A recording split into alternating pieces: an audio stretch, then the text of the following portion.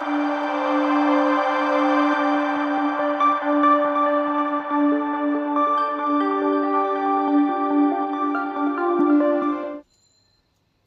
there, my name is Payal Narayani and welcome to this video series.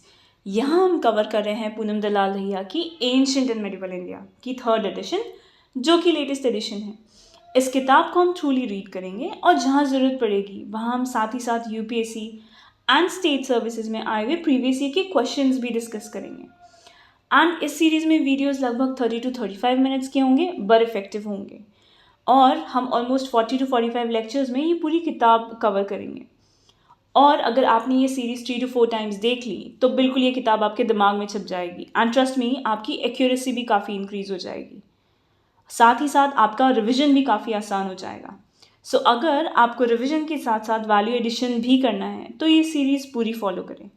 आपको बस आपके पास ये किताब रखकर मुझे सुनना है and most important points mark करने हैं. So without any further delay, let's get started. Hello there, welcome back to the channel Ghatna Sutra. यहाँ हम कवर कर रहे हैं पूनम दलाल दहिया की ancient and medieval India 3rd edition, जो कि लेटेस्ट एडिशन है. और हम आज शुरू कर रहे हैं with the social life of the provincial kingdoms of medieval India. So let's get started. And before we do that, इस टॉपिक को आप ट्रिपल स्टार मार्क कर लीजिए, क्योंकि इसके ऊपर हाल ही में UPSC के एग्जामिनेशन में 2021 में सवाल पूछा गया था. ठीक है, so let's get started. Social life. Alasni Perenna in his Manucharitam refers to the existing of 4 castes: Brahmins, Kshatriyas, Vaishyas and Shudras in the Vijayanagar society. Foreign travelers left vivid account on the splendors of buildings and luxurious social life in the city of Vijayanagar. PS mentions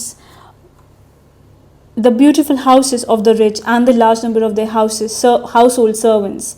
Niccolo Conti refers to the prevalence of slavery. Silk and cotton clothes were mainly used for dresses. Dancing, music, wrestling, gambling, and cockfights were some of the common forms of amusement. The Sangama ruler were chiefly Shivites, and Virupaksha was their family deity, while other dynasties were Vaishnavites. Ramanuja, Shiva Vaishnavism was very popular. It is pertinent to note that all kings were tolerant towards other religion. Barbosa referred to the religious freedom enjoyed by everyone.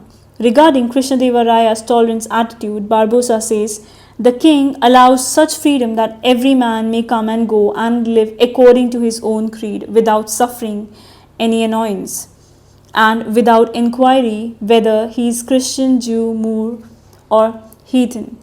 Muslims were employed in the administration and they were freely allowed to build mosques and worship. As we have read earlier, Devaraya too enrolled Muslim in his armed services, allotted them jagirs and erected a mosque for their use in the city. A large number of temples were built during this period and numerous festivals were celebrated. The position of women was not much improved. However, some of them were learned, such as Ganga Devi, wife of Kumarakampana, who authored the famous work Madura Vijayam. Hanama and Tirumalama were 2 other famous poets. According to Portuguese traveller Nunes, a large number of women were employed in the royal palaces as dancers, domestic servants, and palanquins bearer. They were also wrestlers, astrologers, and soothsayers among them. Some women were also appointed as accountant, judge, bailiffs, and watchwomen. Sahagama, that is Sati, was honored. The practice of Devdasi, attachment of dancing girl to temple, was in place. Even Peace referred to the flourishing Devdasi system of this period. Polygamy was prevalent among the royal families. Interestingly, the temples were rich and also took active part in both internal and overseas trade. Economy.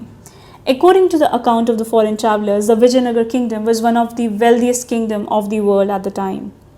Agriculture continued to be the chief occupation of the people.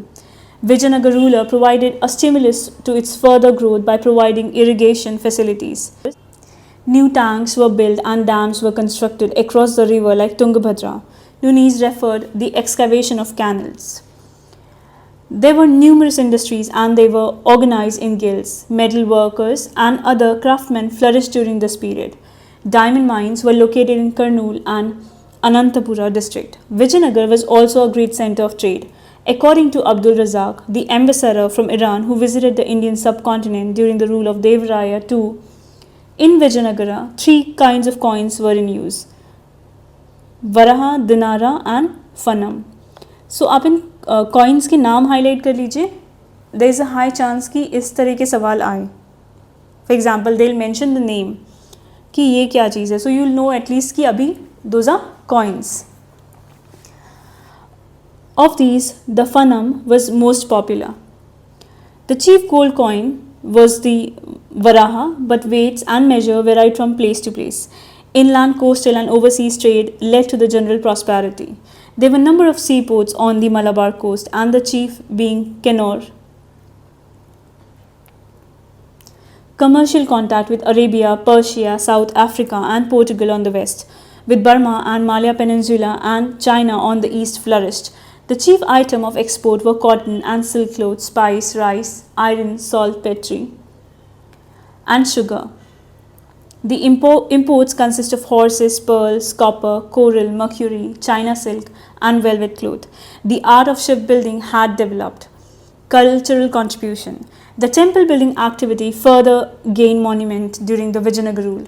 The chief characteristics of Vijayanagar architecture were the construction of tall Raya Gopuram or gateways and the Kalyan Mandapam with carved pillars in the temple premises. The sculptures on the pillars were carved with distinctive features. The horse was the most common motifs found on these pillars. Large mandapams contain 100 pillars as well as 1000 pillars in some big temples. The mandapams were used for sitting the deity on festival occasion. Also, the Aman shrines were added to the already existing temple during this period. The most important temple of the Vijayanagara style were found in Hampi ruins or the city of Vijayanagara. The Vithala Swami and Hazra Ramaswamy temple were the best example of this style. The Vardharaja and Ekam Pranatha temple at Kanchipuram stands as example for magnificence of the Vijayanagar style of temple architecture. The Raya Gopuram at Tiruvannamalai and Chidambaram speaks of the glorious epoch of Vijayanagar. They were continued by Nayaka ruler in the later period. The metal image of Krishna Devaraya and his queen at Tirupati are the example of casting of metal image. Music and dancing were also patronized by the rulers of Vijayanagara. Different languages such as Sanskrit, Telugu, Kannada and Tamil flourished in this region. There was a great development in Sanskrit and Telugu literature. The peak of literary achievement was reached during the reign of Krishna Devaraya. He himself was a scholar in Sanskrit and Telugu. His famous court poet Alasani Perenna was distinguished in Telugu literature. Thus, the cultural contribution of Vijayanagar rulers were many-sided and remarkable. Key terms and meaning. So, highlight the key terms, right? जैसे मैंने आपको हमेशा बताया है, wherever you see the key terms, highlight it and know the meaning. ठीक है? And हम जब भी किसी ऑथर के बारे में बात करेंगे, you need to remember the work done by that author. Okay, so let's start. Key terms, concept and meaning. Pradhani, prime minister. Resani, recorded oral order of the king. Karanikam, accountant. Kadamai, irai varai, kinds of taxes. Athavane, land revenue department. Mahanayakachara, acted as linkage between king and villages. Padikaval, selling of policing rights. Talara, watchman. Bahmani Sultanate, 1347 to 1527 CE. In the 14th century, along with the Vijayanagar kingdom, another powerful kingdom arose in the South India, which was the Bahmani Sultanate. As we recall that the Deccan region was a part of the provincial administration of Delhi Sultanate. In order to establish a stable administration in the Deccan, Muhammad bin Tughlaq appointed Amiran-e-Sada, also known as Sada Amir, administrative head of 100 villages. From 1337, the conflict between the officers in the Deccan and the Delhi Sultanate accelerated, which ultimately resulted in the establishment of the independent state in the Deccan in 1347 CE with the capital at Gulbarga in Karnataka. Its founder Hassan Gangu assumed the title of Alauddin Hasan Bahman Shah. So who was the founder of Bahmani Sultanate? It was Hasan Gangu. So remember the name of the founder. Okay? As he tracked his descent from the mythical hero of Iran, Bahman Shah, and the kingdom was named the Bahmani Sultanate after him. Since after Muhammad bin Tughlaq, there was no attempt by Delhi Sultanate to control the Deccan region. Therefore, the Bahmani Sultanate, without any checks, annexed the other parts of the kingdom too. One of the important acquisition was the control over Dabul, an important port on the west coast. Alauddin Hasan Bahman Shah. अब आप इनके topic को double star mark कर लीजिए क्योंकि इसके ऊपर question UPPCS में 2016 में पूछा गया था, साथ ही उत्तराखंड पीसीएस में 2002 में एंड बीपीएससी में 2016 में इसके ऊपर सवाल आया था. ठीक है, सो आप इस टॉपिक को डबल स्टार मार्क कर लीजिए and make sure that you revise this. ठीक है. Alauddin Hasan Bahman Shah, 1347 to 1358 CE, founder of the Bahmani Sultanate, who was an Afghan adventurer and who began his career as a general serving under the Sultan Muhammad bin Tughlaq. Naziruddin Ismail Shah, who had revolted against the Delhi Sultanate, stepped down in favor of Bahman Shah. However, according to the historian Farishta, his original name was Hasan Gangu, as he had earlier served in the service of Brahmana named Gangu, and he adopted the word Bahman Shah as a tribute to his Brahmana patron. He had regular confrontation with the Vijayanagar kingdom and Warangal state. He led his first campaign against Warangal in 1350 CE and forced its ruler Kapaya Nayaka to cede to him the fortress of Kolas. By the time of his death, the kingdom stretched from the north to south, from the Vainganga river to Krishna, and east to west from Bongir to Daulatabad. Muhammad Shah I, 1358 to 1377 CE, succeeded his father Bahman Shah, was a great conqueror as well as a capable administrator. In fact, the administrative system established by him not only lasted for a long time under the Bahmani Empire, but is also impacted the administrative system of neighboring kingdoms too. Collaborated with a Persian architect named Rafi-o-Qazvin to construct the Grand Mosque of Gulbarga. Tajuddin Firoz Shah, 1397 to 1422 CE, considered as the most remarkable figure in the Bahmani Sultanate and the greatest of them all. He started the Bahmani expansion towards Berar by defeating the Gond Raja Narsingh Rai of Kerala. A huge amount of money, gold and silver was paid to Firuz, and a daughter of Rai was married to him. Later, he invaded Vijayanagar with victories in 1398 CE and 1408 CE, but faced a defeat in 1420 CE at the hands of Devraya I. He was well acquainted with the religious science, commentaries on the Quran, jurisprudence, and a natural science too, such as botany, geometry, logic, etc.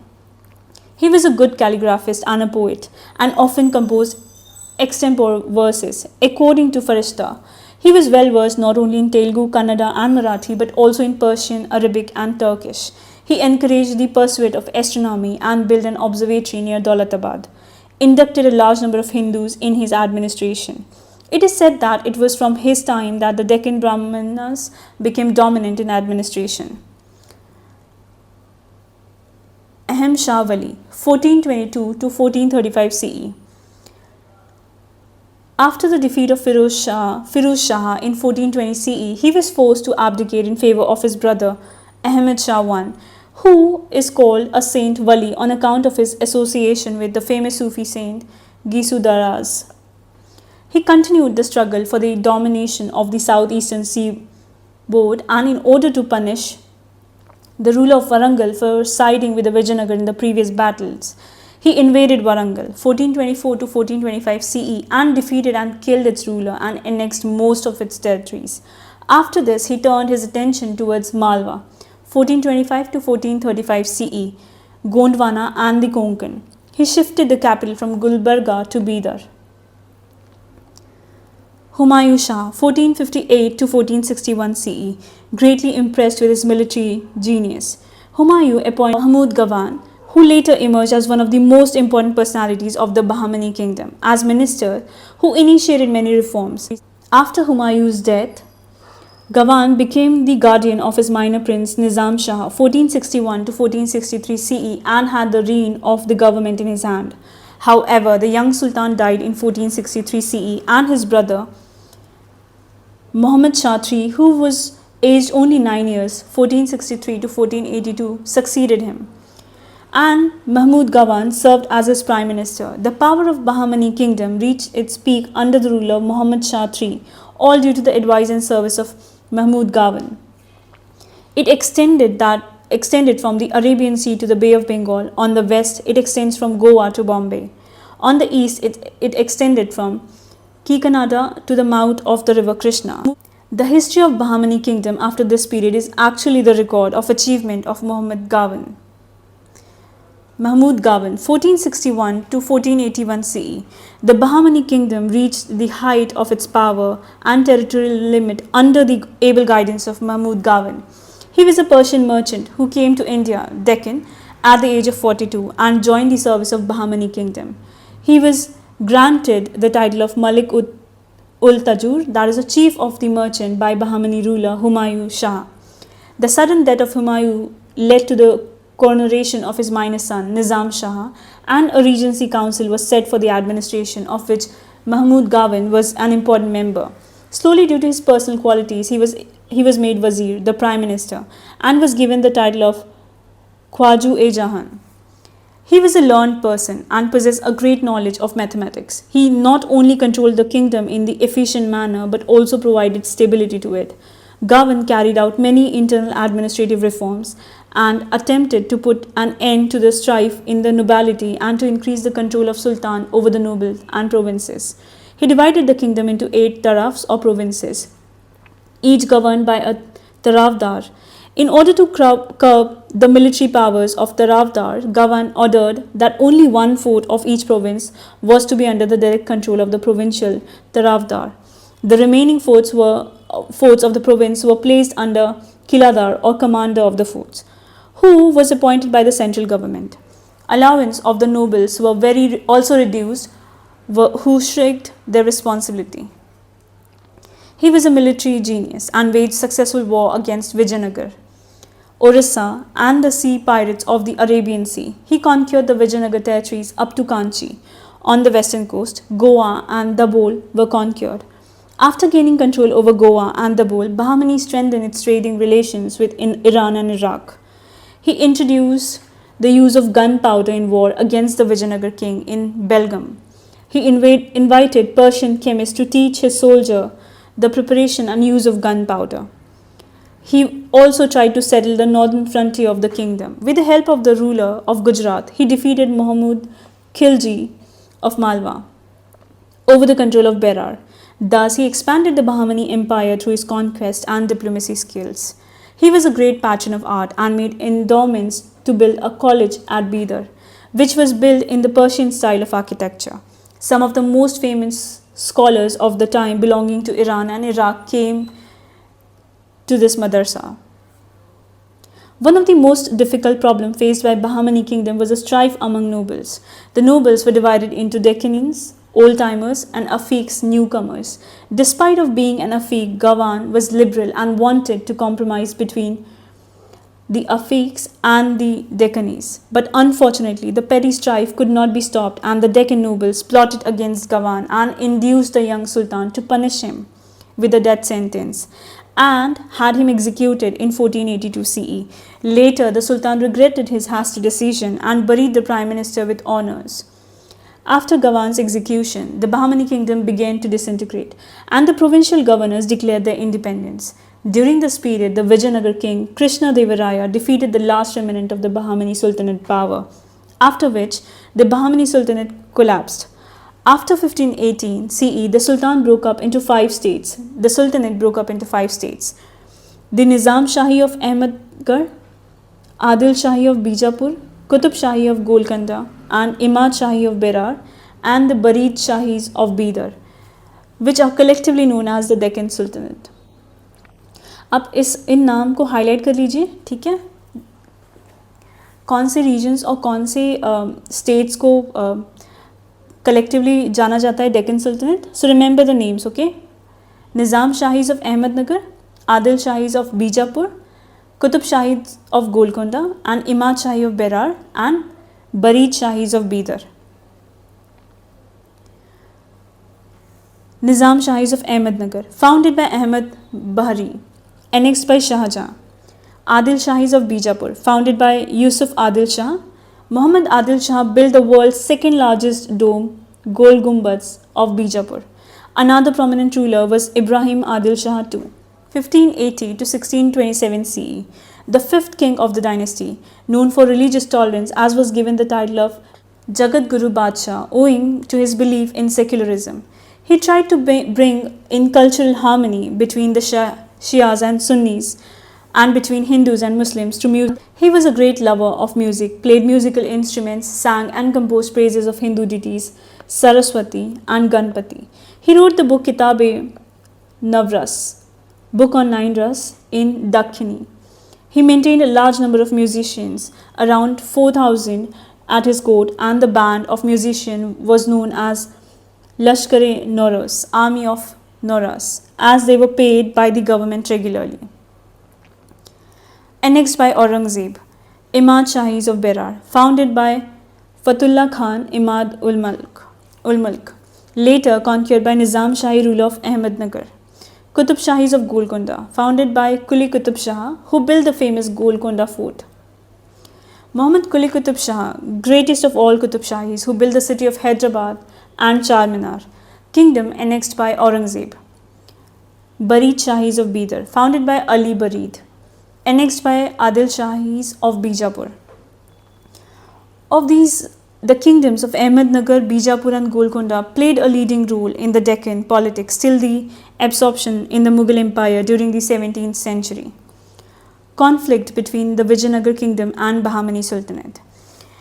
There were constant conflicts between the Vijayanagar kingdom and the Bahmani Sultanate, as their interests clash in three separate and distinct areas. Over the control of Raichur Doab between the river Krishna and Tungabhadra, this area was fertile and rich in mineral resources. The famous diamond mine of Golconda were located in the eastern part of the Doab region. The geography of both the kingdoms was such that expansion was possible only across Tungabhadra in the Deccan. It appears that the battle between the two areas were not conclusive and the status quo was mostly maintained. Sometimes Bahmani had an advantage and sometimes Vijayanagar had an advantage. For instance, in 1504 CE, the Bahmanis managed to reconquer the Raichur Doab. However, with the accent of Krishnadeva Raya, the Bahmani lost Raichur Doab, Mudkal, Nalgonda and other inland towns. As we have discussed earlier too, that the Raichur Doab had been a bone of contention between the western Chalukyas and the Cholas in the earlier period, between the Yadavas and the Hoysalas in the later period. The Krishna Godavari basin, apart from being fertile, this region had the additional advantage of control of foreign trade, as this stretch of land contained numerous important ports that held the price key of foreign trade. Over the Marathwada region, in the Marathwada region, the main contention was for the control of the Konkan belt, a narrow strip of land between the Western Ghats and the sea, the area which gave access to it. The Konkan belt was extremely fertile and included with it the port of Goa, which was an important outlet for export as well as import, especially of horses from Iran and Iraq. Often, the battles between the Vijayanagar and the Bahmani kingdom states are perceived as Hindu-Muslim conflicts. However, the aforementioned reason clearly point out that the struggle was not due to any religious differences, but for territorial and economic motives. The military conflict resulted in the widespread devastation of the contested area and the neighboring territories, and a considerable loss of life and property. Continuous warfare exhausted the resources of both the states and weakened them. Another crucial cost of these wars was that both the powers were so involved among themselves that they never realized the increasing power of Portuguese on the coast of South India. It is also significant to mention that despite hostilities between the two states, there were times when they also cooperated with each other. For instance, Krishnadeva Raya supported some claimants to power in the Sultanate and took pride in the title establisher of Yavana kingdom. Similarly, the Sultan of Bijapur intervened to resolve succession dispute in Vijayanagara following the death of Krishnadeva Raya. There was also sharing and exchange of ideas, especially in field of art, literature and architecture. Bahmani administration. The Bahmani administrative system was well organized. The Sultanate was divided into four. Before Gawan divided the Sultanate into 8 units, administrative units called Tarf or provinces. These provinces were Dawlatabad, Bidar, Berar, Gulbarga. Muhammad I defeated the Vijayanagar kingdom and consequently Golconda was annexed to Bahmani Sultanate. Every province was under Tarafdar, who was also called Subedar. In every province, a tract of land, Khalisa, was set apart from the jurisdiction of the Tarafdar as it was used for meeting the expenses of the king and the royal household. Further, the salaries and obligation of every noble was fixed. Those nobles who kept 500 horses were given 10 lakh hunts annually. If they were short of the stipulated troops, the Tarafdar had to reimburse the amount to the central government.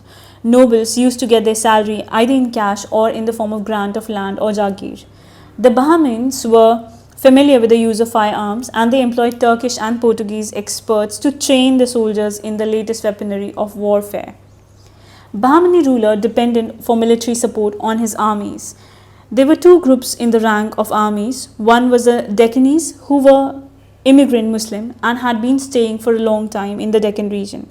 And the other was the Afiks or Pardesis, who had come from the Central Asia, Iran and Iraq and had settled in the Deccan region recently. There was always tension between these groups to appropriate better administrative position. Because of their internal feuds, the stability of the Bahmani Sultanate was affected, as we just discussed in the execution of Muhammad Gawan. Key terms. So here we go again. जहाँ पे भी key terms दिखे, remember the key terms and remember the meaning. ठीक है? Wazir-e-Kul, Prime Minister. Amir-e-Kul, Finance Head. Wazir Ashraf, Foreign Affairs and Royal Court. Sadar-e-Jahan, Head of Judiciary and Charities. Tarafdar, Head of Provinces. Western India, Gujarat, Malwa and Mewar. Gujarat. Gujarat was one of the richest provinces of the Delhi Sultanate.